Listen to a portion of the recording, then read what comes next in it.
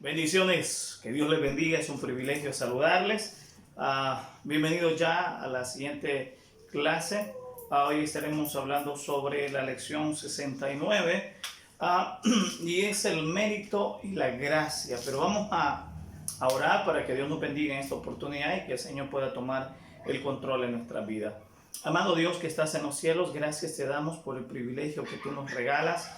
Gracias por esta dicha maravillosa, te bendecimos, te exaltamos, te pedimos tu sabiduría, honramos tu nombre porque eres fiel y verdadero. Te damos a ti las gracias porque sin ti no seríamos nada, Señor. Gracias por los muchachos que este día vamos a aprender de tu palabra. Te lo ponemos todo esto en el nombre de Jesús de Nazaret. Gracias, Señor. Amén y amén. Bien, ¿cómo están, muchachos? Es un gusto enorme. Ya vamos a terminar semana y para mí es un grato privilegio siempre acompañarles a todo este tiempo para poder enseñar temas fundamentales de la palabra de Dios. Hoy estaremos compartiendo con ustedes la lección 69. Quiero que vaya a la página 146 conmigo y estaremos abordando el tema el mérito y la gracia. ¿Ok?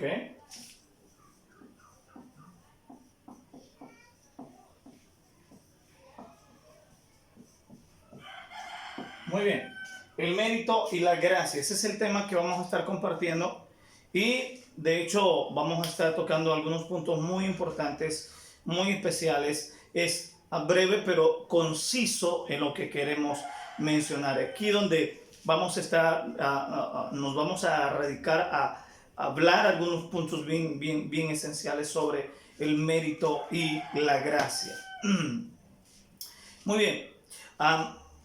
La cuestión del mérito y la gracia está en el corazón del debate histórico entre la teología romana católica y el protestantismo. Es bien importante entender esto.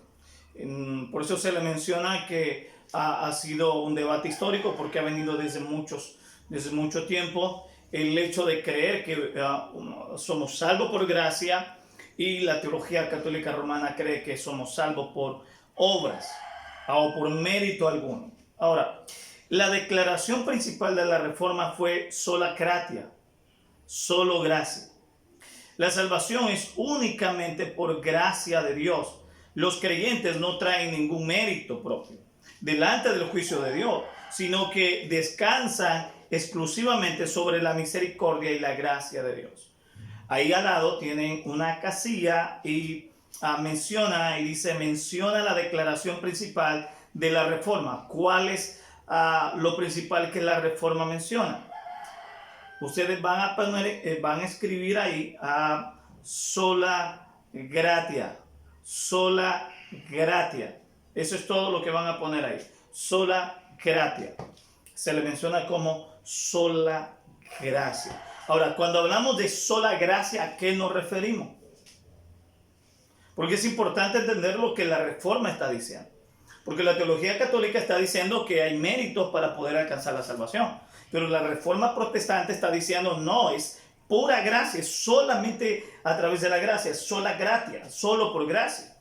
Y eso lo encontramos en Efesios capítulo 2 y verso 4 al 9, donde dice, pero Dios que es rico en misericordia, por causa del gran amor con que nos amó, aun cuando estábamos muertos en nuestros delitos, nos dio vida juntamente con Cristo. Y dice, por gracia habéis sido salvos o salvados. Y con Él nos resucitó. Y con Él nos sentó en los lugares celestiales en Cristo Jesús, a fin de poder mostrar en los siglos venideros los sobreabundantes riquezas de su gracia por su bondad para con nosotros en Cristo Jesús. Por gracia habéis sido salvados por medio de la fe, y eso no de vosotros, sino que es don de Dios, no por obra para que nadie se gloría. Se vuelve a repetir, por gracia soy salvo, no es por obra, no es por mérito, porque esto no es para que se sientan orgullosos. Esto es por fe, es por lo que Cristo hizo en la cruz de Calvario. Notemos algunos puntos de vista con respecto a la sola gracia en la comparación de algunas formas de religiones que piensan sobre la gracia, sobre la salvación, porque el debate acá entre la teología católica romana y la teología protestante ahí en la Reforma es sobre la salvación. Se está debatiendo fuertemente la salvación. En la cosmovisión universitaria va a ser un debate muy fuertemente. Entonces pensemos ¿qué piensa el budismo?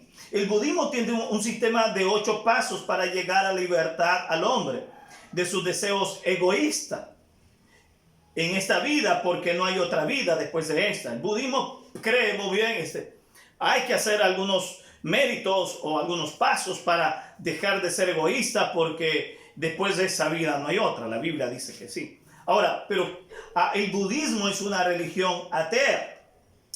Obras humanas para librar al hombre de su egoísmo. Dicho sea de paso, Buda abandonó a su esposa e hijo para dedicarse a la vida contemplativa o contemplativa, en otras palabras. ¿Qué significa esto? Lo que está pasando es que Buda está actuando de una forma egoísta. Buda dejó su esposa y dejó sus hijos para poder, eso es lo que está pasando, en que Buda abandonó a su esposa e hijo para dedicarse a la vida contemplativa. Eso suena bastante egoísta. En otras palabras, entonces el budismo no funciona. Tenemos problema ahí. Pero tenemos el hinduismo.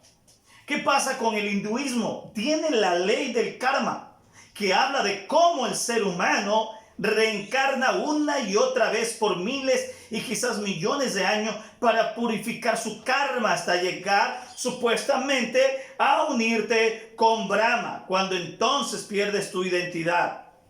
Según las creencias de esta religión, Brahma, la deidad suprema, es la única verdadera realidad. Obras de purificaciones del karma es esfuerzo humano. Una vez más, obra. Ahora pasamos a la idea del judaísmo o la religión judaica.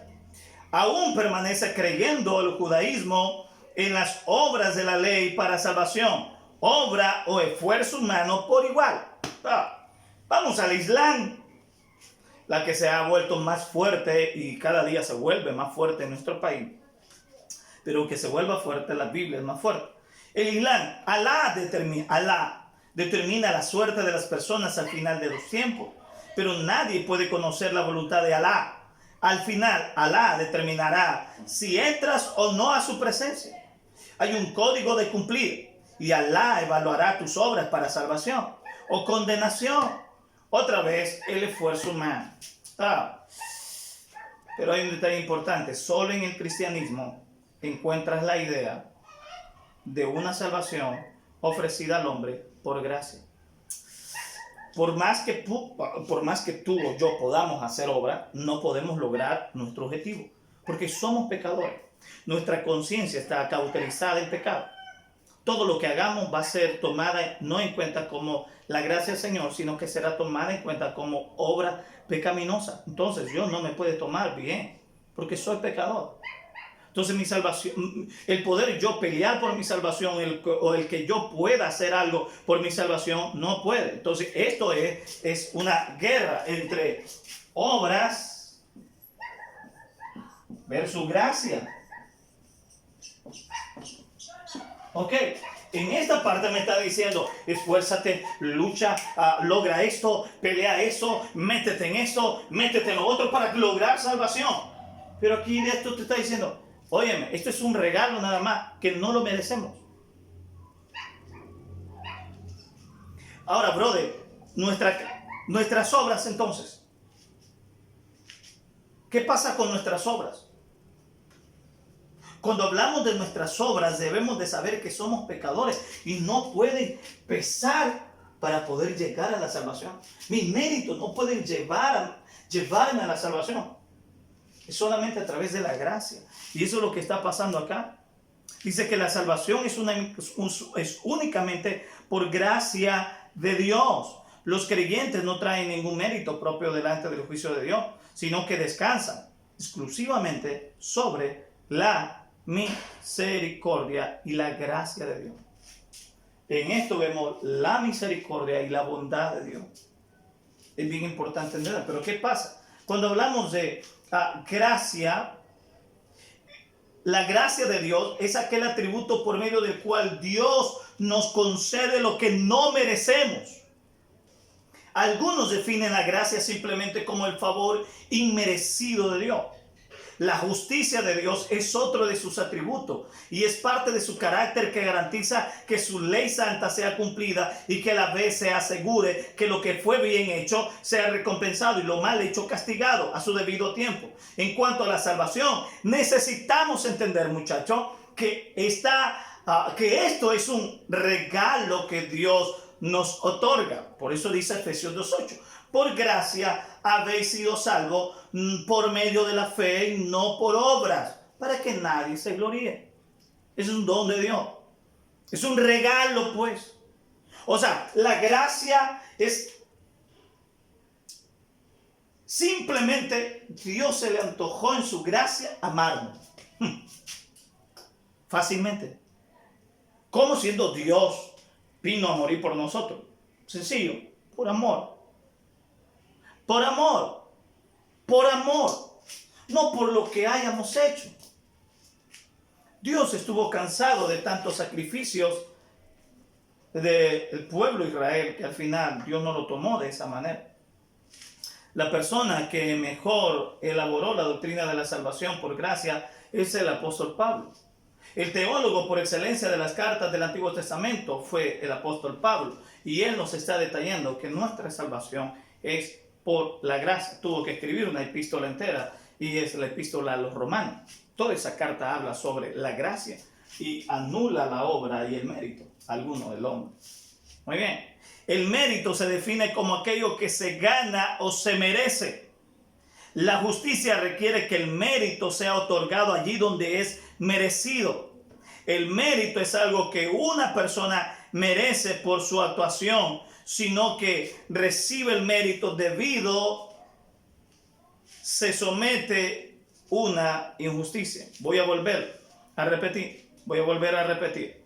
El mérito es algo que una persona merece por su actuación, por su trabajo.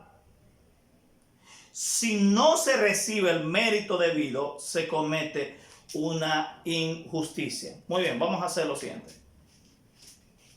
Yo no miento, aunque la Biblia dice que yo miento. Ok, digamos que yo no miento.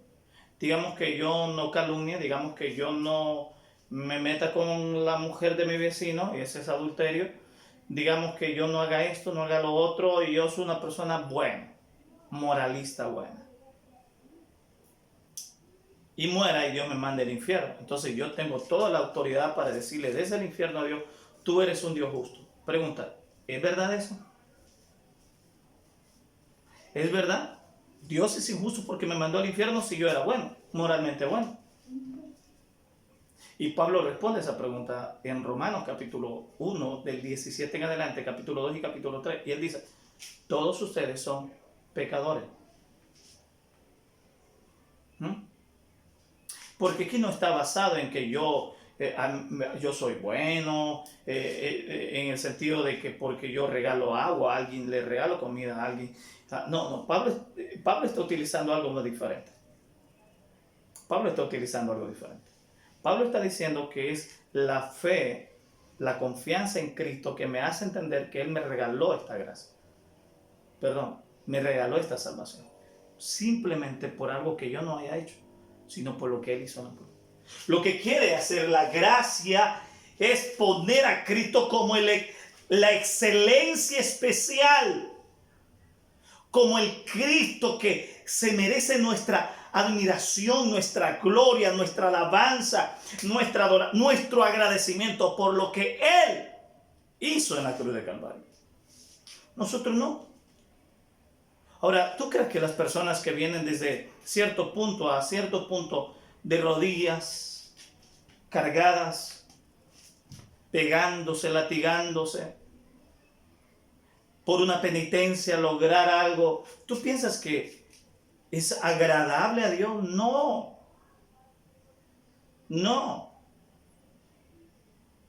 Y eso es lo que está pasando en este momento. Ahora, la teología católica tiene 3 puntos de vista. Tiene 3 tipos de méritos. Y eso es lo que vamos a ver. Ustedes abajo tienen el mérito merecido, el mérito congruente y el mérito superego. Esto sí se me enredó la lengua. Supererogatorio. Ya se me enredó la lengua. Muy bien. Vamos a ver la primera. El primer mérito de la teología católica, y es merecido. En el concepto de arriba dice: la teología romana católica habla del mérito de 3 maneras. Se refiere al mérito merecido. ¿Qué es el mérito merecido? Por favor, escriban en el cuadro. El mérito merecido es algo que es tan meritorio que impone la obligación de ser recompensado.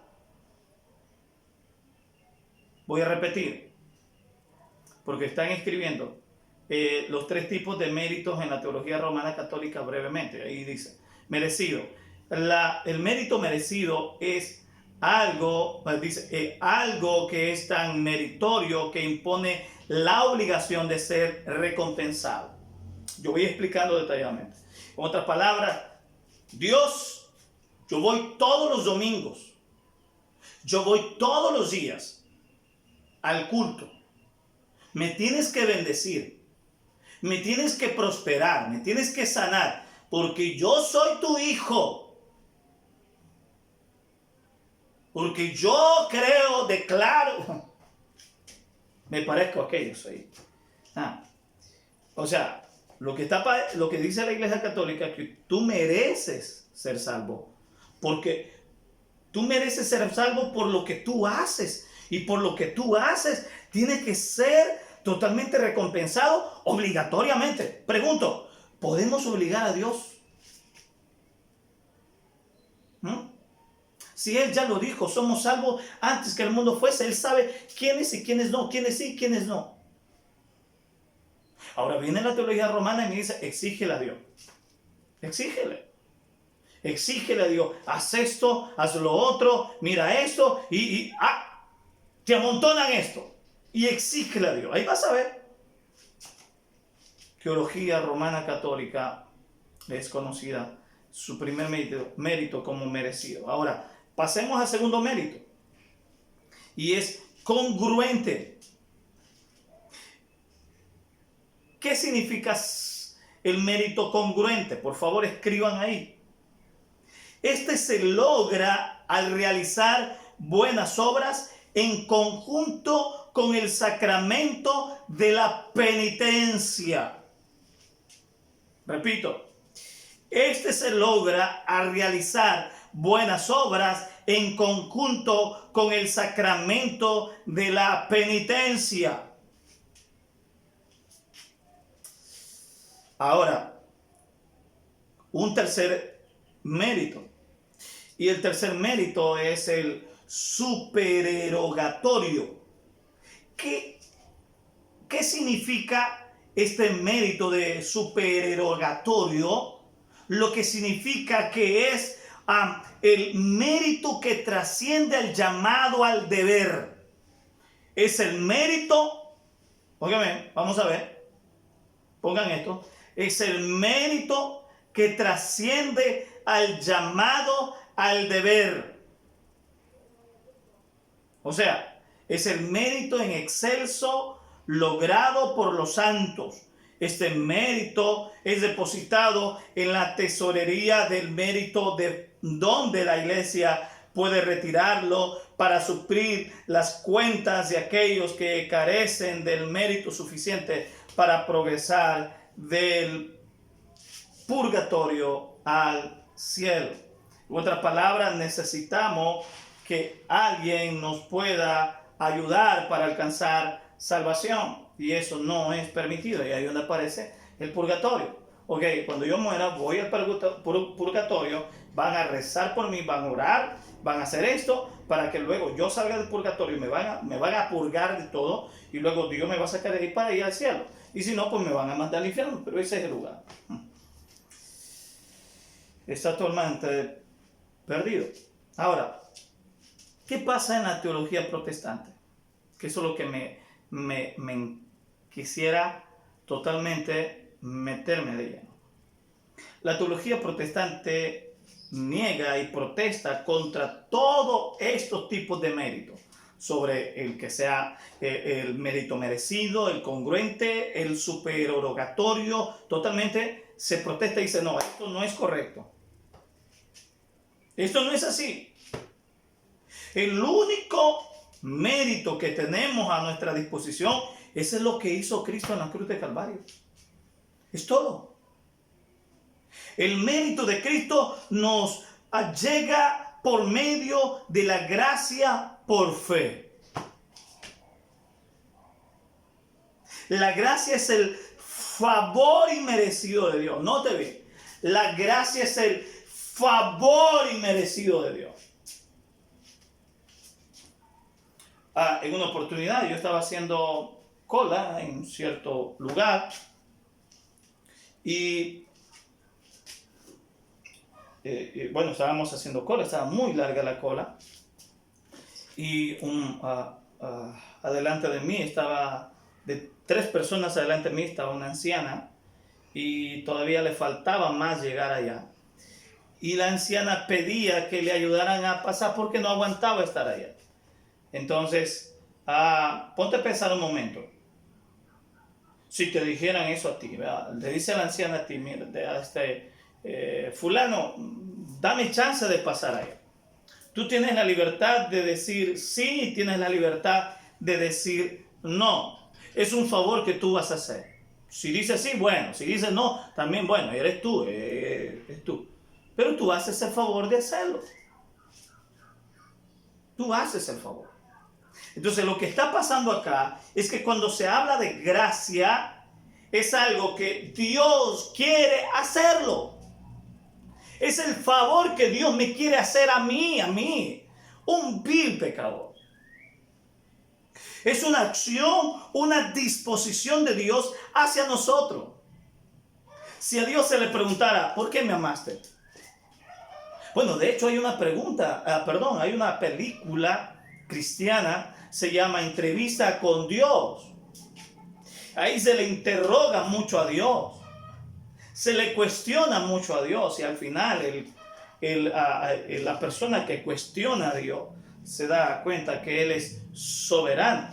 De hecho, a Dios se le hace una pregunta en la película y la respuesta es: yo soy soberano. Ahora, la pregunta más grande es lo que hace David. ¿Qué es el Hijo del Hombre para que tú te acuerdes de Él?